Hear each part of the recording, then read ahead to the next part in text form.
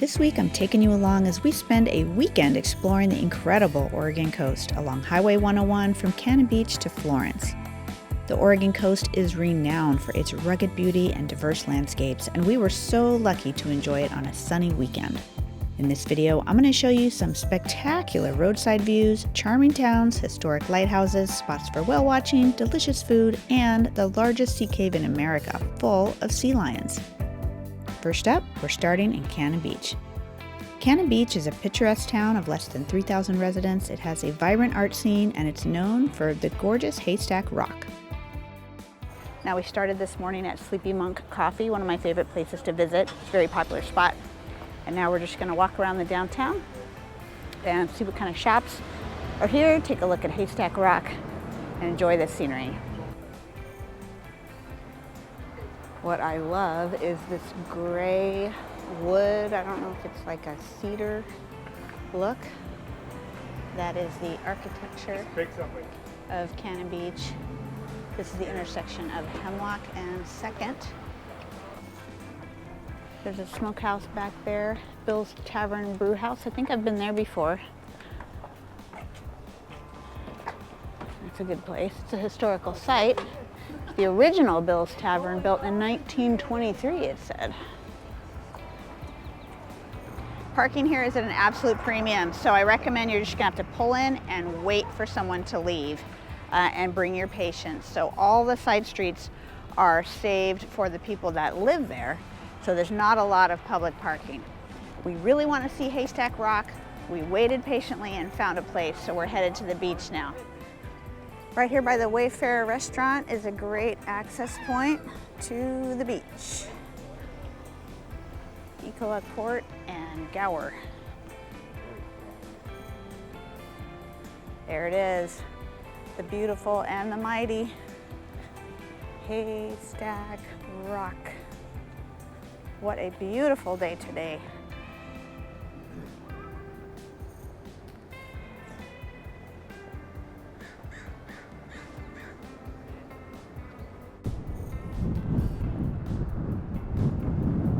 This is the most people I've ever seen on the beach here, and at low tide, there are a lot of tide pools here. It's a windy day, it is chilly, but beautiful. Let me tell you, it is cold. The wind is really whipping here. So dress warm, but it's low tide, so we should be able to do some tide pooling here.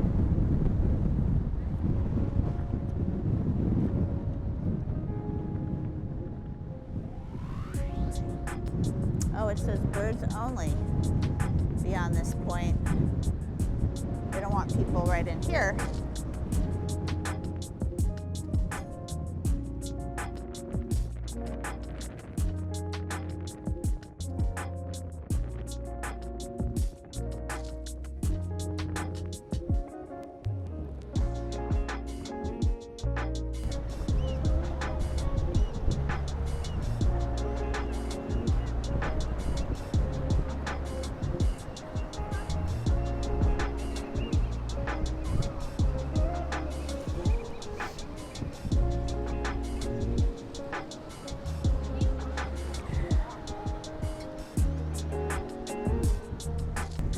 All right, we're gonna head back into the town of Cannon Beach. We're gonna go up some of these steps and go walk into the city. The breeze is a little strong here at the beach. They were telling people that the tide was coming in the tide pool area, so we didn't stay too long. But if you want to spend some time looking for the creatures, I plan around low tide, and it's a lot of fun.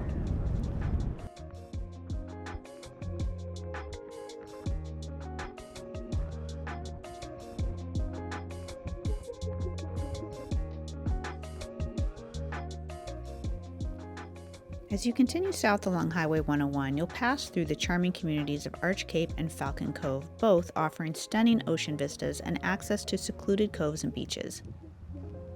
There are numerous hiking trails that wind through lush coastal forests and lead to hidden gems like Hug Point State Recreation Site, where you can explore the caves and tide pools during low tide. There are endless opportunities for enjoying this type of landscape. We passed by Oswald West State Park It's one of the most spectacular parks in Oregon. It has a gorgeous beach, secluded coves with breathtaking viewpoints, and includes Cape Falcon, where you can spot whales during the migration season.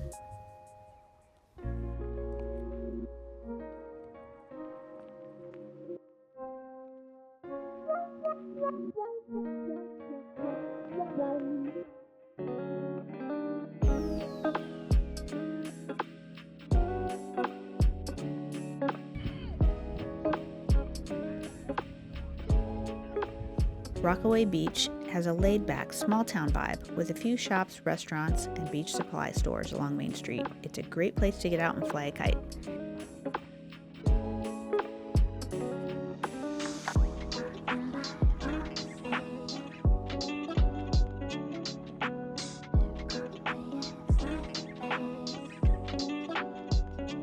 And I could see this really cool arch off in the distance.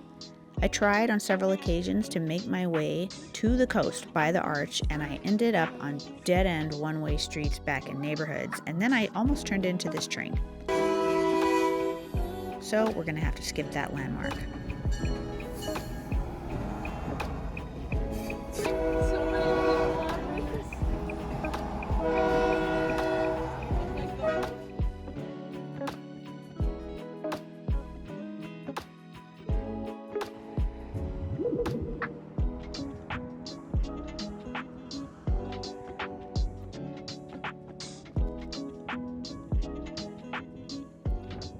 This sign here tells the history of Captain Robert Gray. He commanded the Lady Washington, sailing from Boston in 1787, and he landed here in the Tillamook Bay after going all the way around Africa. It was noted that one of his passengers from West Africa was the earliest documented person of African descent to enter present-day Oregon. He's also the first American to circumnavigate the globe, and the Columbian River was named after his ship on a different expedition. Garibaldi, Oregon is best known for its historic connections to the fishing and maritime industries along the Oregon coast. It's been an active fishing port for over 100 years, and it's home to large commercial fishing fleets that bring in catches like Dungeness crab, salmon, tuna, and bottomfish.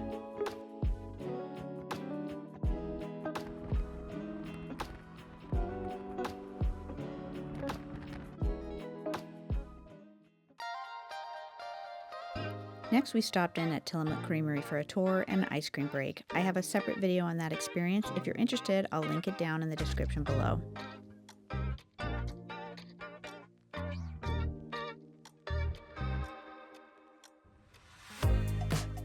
Another site you might be interested in the area is the Tillamook Air Museum. This is a 6-blimp hangar that was built by the United States Navy in 1942 during World War II. This was the largest clear-span wooden structure in the world.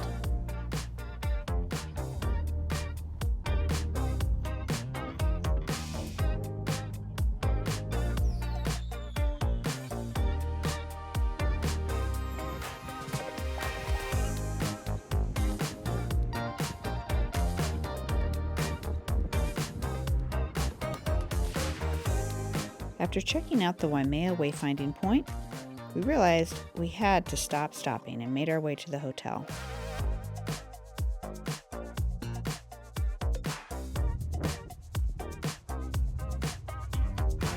After checking in, we went out to eat at Moe's. This was recommended by a local that we met there at the hotel, and it's been mentioned to me by several people that are from this area.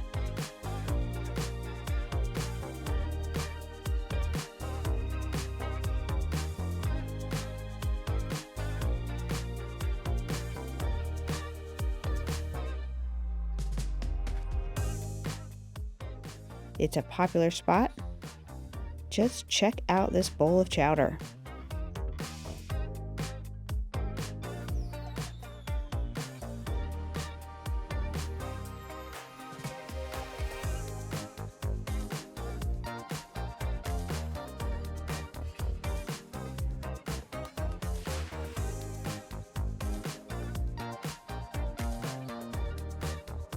Good morning from Lincoln City, Oregon. This is the cutest town along the Oregon coast that we're staying here tonight. We're staying at the Coho Lodge. I'll show you a little bit about this resort. Now, what's interesting is I was really just trying to find a place to stay along the Oregon coast. I didn't really have anything in particular in mind. And most of the nice hotels that have ocean views or near the beach really required a 2-night stay, and we were only staying for 1 night. So it kind of narrowed it down to this hotel, and it turns out this is an absolutely beautiful place to stay. And so I'll show you a little bit about the hotel. There's a nice little rock area down here where you can go tide pooling, and it looks like maybe there's like clams and things. I saw a little sign about the creatures that were down there and what the limits were for people who wanted to, I don't know if you call that fish or scavenge or whatever you do to get the critters off the rocks there. And so we're going to continue our way down the coast today and end up in Eugene, Oregon. We're going to be visiting the University of Oregon tomorrow.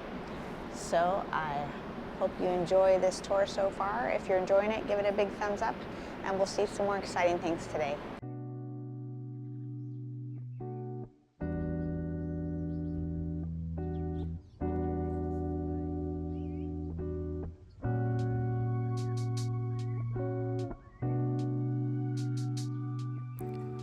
This historical sign refers to a major tsunami that hit this area on January 26, 1700. A magnitude 9 earthquake occurred along the Great Offshore Fault. It's called the Cascadia Subduction Zone. From California to British Columbia, the ocean floor heaved upward 20 feet, causing a massive destructive tsunami.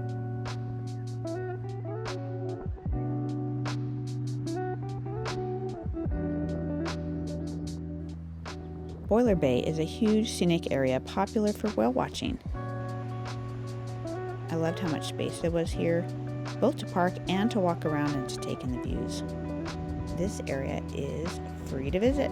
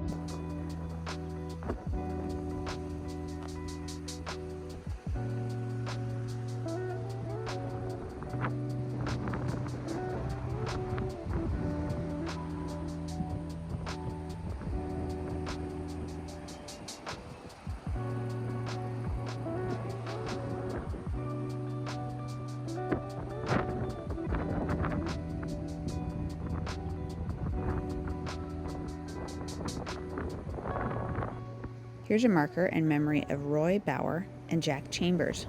They died at sea trying to rescue another fisherman on October 4th, 1936.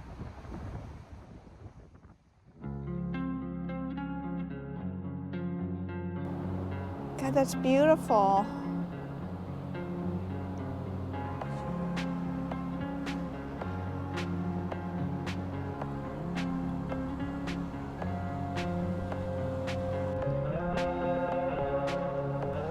So I believe we found a local surfing spot. So we were actually kind of on a quest for a restroom as we were headed down 101.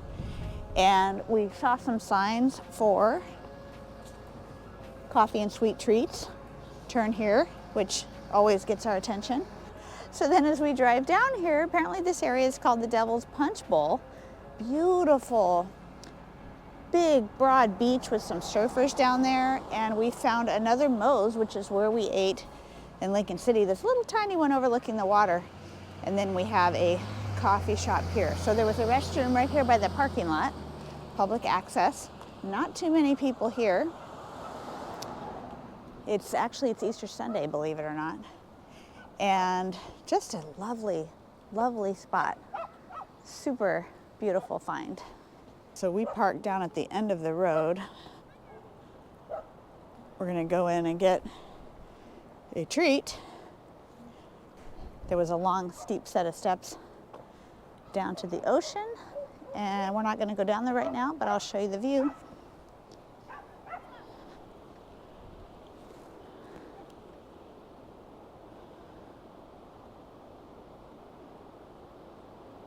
Now that is a beautiful beach.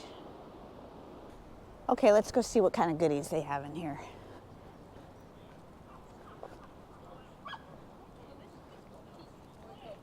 They've got a surf shop. Just these adorable houses.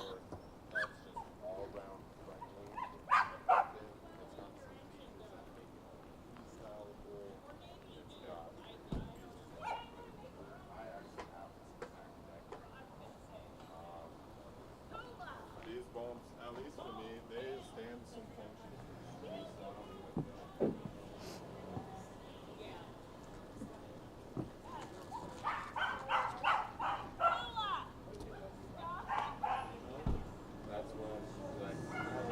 Oh, yummy.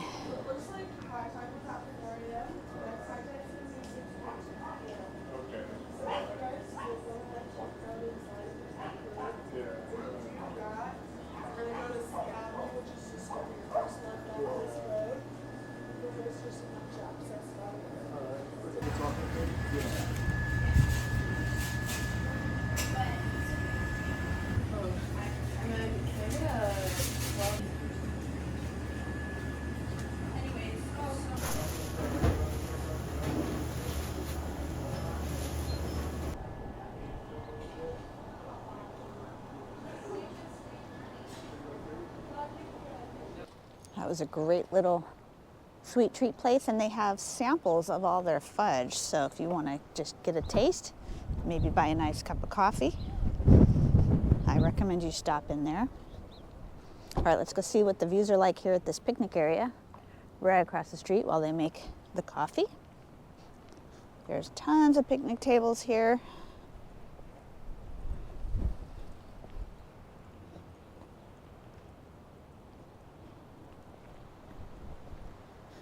Very reminiscent of Northern California.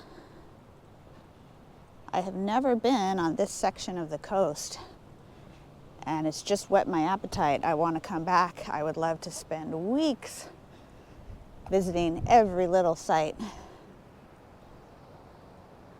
up the coast. Just spectacular. Looks like this has fallen in from erosion. Look at these cliffs. Holy cow.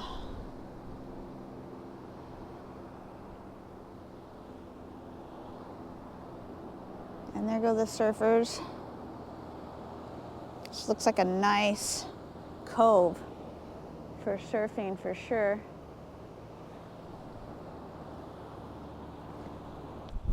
Now what we heard from talking from one of the locals last night, that was somebody that recommended Moe's. They said that that Devil's Punch Bowl was actually a pretty cool place to visit. I hope you can hear me with the wind, but they have like a blowhole type feature depending on the tide. So the lady in the store said you could see it from here, and so I'm not sure if we're going to try to walk over there or not. And I have no idea what the tide is and if that's the right level to see what we want to see. I'll take you in just a second after we get our coffee. And I thought wind in New Mexico was bad.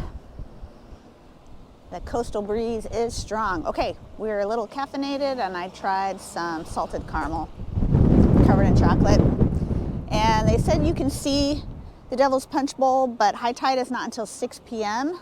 So we will not be able to catch the blowhole feature, but that's something to check out if you want to look at the tide schedule and see that. But the views from this point of the rugged Oregon coastline is really something else.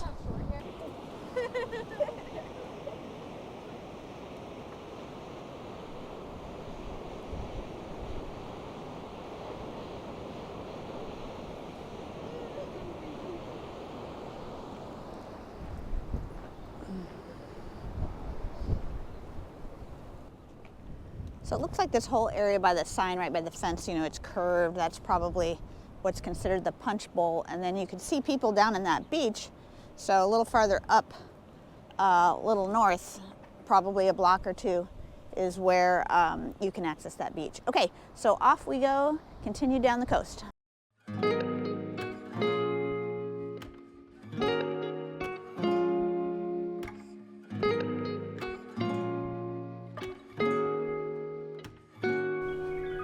All right, so as we entered the town of Newport, we could see a lighthouse in the distance. And so we followed the signs and we ended up in a fee area, Yaquina, the Yaquina natural area here. But there is tide pools, there's a lighthouse, there's an interpretive center. I'm just in love with this coastline. It is so beautiful and rugged. So unique. Here's our first view. Woo!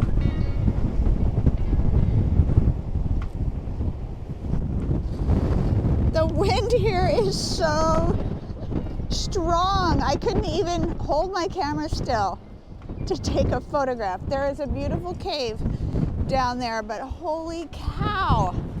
So on that interpretive sign, one of the early founders of this area called it, what, Cape Foul? Cape Foul, because the weather is so foul. Cape Foul weather. One of the early founders called it Cape Foul weather because that is exactly what you get here. Woo! Especially just right in that little cove where that cave was. That wind was strong, almost knocked me over. It's a little calmer now. So we're approaching the lighthouse. Take a look here. So this is a BLM conservation area. Okay, that's what it is. Yaquina Head. Outstanding natural area.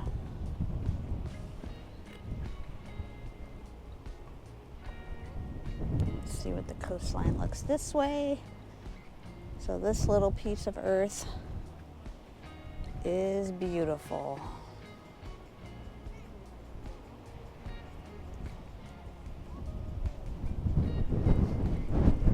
No pets and drones prohibited. Help protect the natural features. I don't know if this little wind muff is going to be good enough for this crazy wind. Probably not. I think they said they occasionally have guided tours of the lighthouse. And it was $7 per passenger vehicle. Remember, plants grow by the inch, but die by the foot. Don't walk on those beautiful plants. All right, well, we were protected for a moment. Now that we go around the lighthouse, the wind is back. Woo! And the signs tell you over and over, these are dangerous cliffs. So be careful. Are there any whales out there? There are lots of whales out there. We just can't see them. Okay, all right. So far this week, our stations along the coast, there has been over 300 sightings. Wow. Tuesday, I believe it was Tuesday, we saw 7 here. When I was up at Rocky Creek last weekend, we saw 10. Are they mostly like gray whales? They're all gray whales. Gray whales, okay. This migration right now is the gray whale population. And they're coming from Baja, Mexico, moving up to the Bering Sea in Alaska, where they will spend all summer. So right now, we're seeing the beginning of the migration. These are mostly individual adult males and single females, and they're traveling probably about a mile to 2 or 3 miles out. Okay. What we look for is the spout, the blow spout. Right. That's what you see against the dark water, and then you zero in on that. Right. Spot the whale. Then you might catch them. Right now, the wind works against us because Yeah. the minute the blow spout It just goes, that's right. so we don't have anything to focus on. Right. But they are traveling. Now, next month, unfortunately, May and June into July will be the bulk of the migration because now the mother and her calf will start to move out. Oh, okay. I was thinking that They was now, travel but no. slower, and they travel a lot closer. Oh, okay. Wow. So tell me it's windier than normal today, right? Or is it always this windy? No, sometimes it's windier. Oh, God, okay. All right. Okay. This is the Oregon coast. This is pretty Generally, normal. We're going to have wind. Okay. All right. This is just the way it Any is. day, a day like this is a good day because Yeah, it's we don't sunny. have any rain. Yeah. And it's not that cold. The wind is cold, but the air temperature isn't that Right, right. cold. I live across the street. Oh, So okay. to me, this is a good day. It's a nice day. It's really beautiful, but it's just that the wind is cold, but Yeah. it's a beautiful, Yeah. beautiful coastline. And any time that you're on the coast, you're generally going to have wind. Wind, yeah. Up at my house this morning when I left at 9:30, I didn't think we were going to have this wind. I was looking, I said, because I didn't have it up there. Right. I got down here and Whoa, there it is. I know. All right, so the state park has a number of volunteers. We've seen them up and down the coast, the whale watching volunteers, and so they'll tell you all about the gray whale migration. You'll see them, they're wearing the jackets. I saw them at one of the bays up a little further north. Super friendly and will answer any of your questions and will give you a fantastic I Love Oregon whale watching sticker. So we have still got to make it down the coast some more, so we're going to head out of here for now.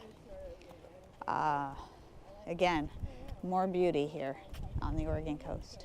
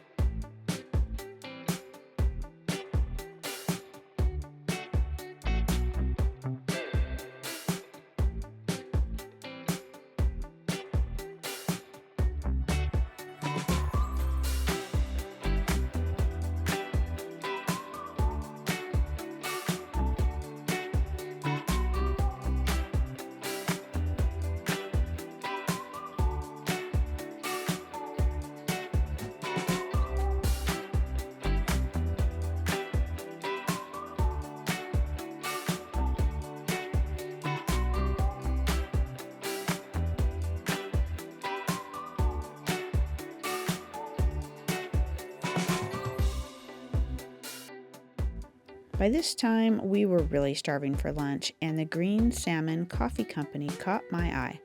So we pulled in and stopped. The food was so good, but we actually had no idea this was a full vegetarian restaurant.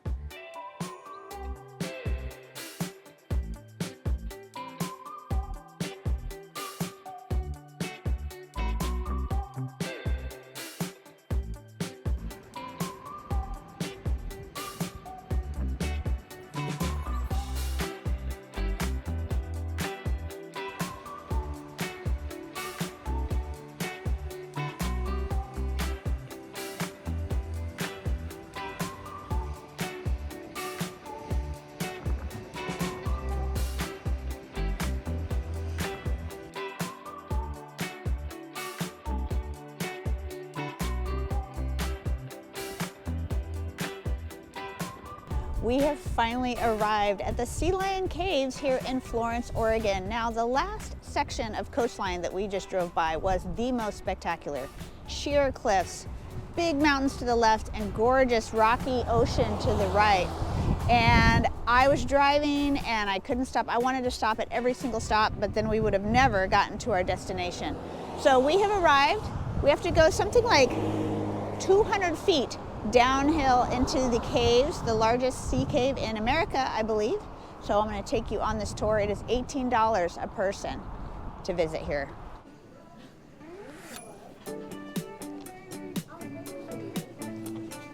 Oh, hi. I'm a little windblown today. Today she said they have something like 150 sea lions down in the cave. This is America's largest sea cave. So the fall is the bad time of year to be here. That's when a lot of the sea lions swim offshore. Other than that, you can count on finding them here. And there is adorable gift shop here.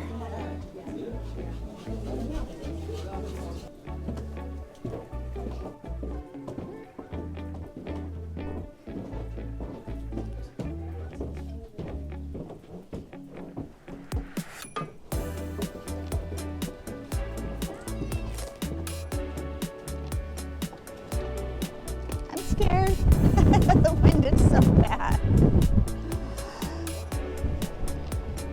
Oh, look at the flowers. All right, maybe it won't be so windy inside the cave.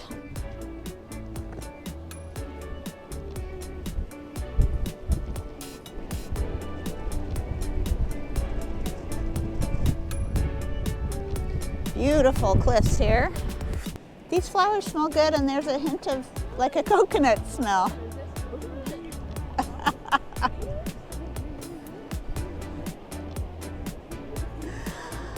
All right, I'll be back with you when we get to the cave. There's an elevator, I think, that goes down like 200 feet. And in the meantime, these yellow flowers smell amazing.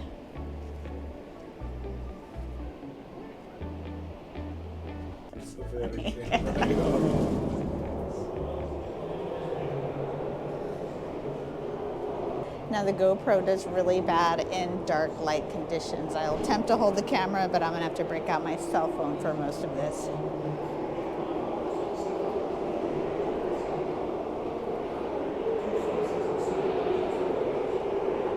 What on earth? Sounds like a horror movie. Wow. I'm just telling you that this is literally like the scariest sounds I have ever heard. This is like horror flick extraordinaire. And I'm having a really hard time getting... Oh my God, that is wild.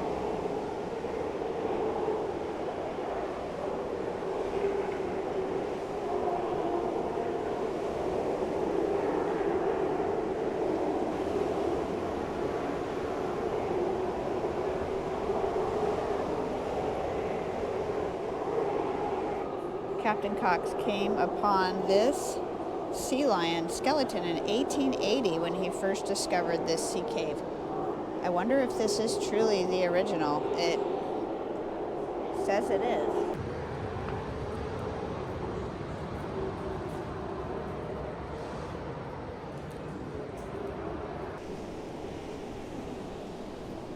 So this here at the top of the steps is the original public entrance.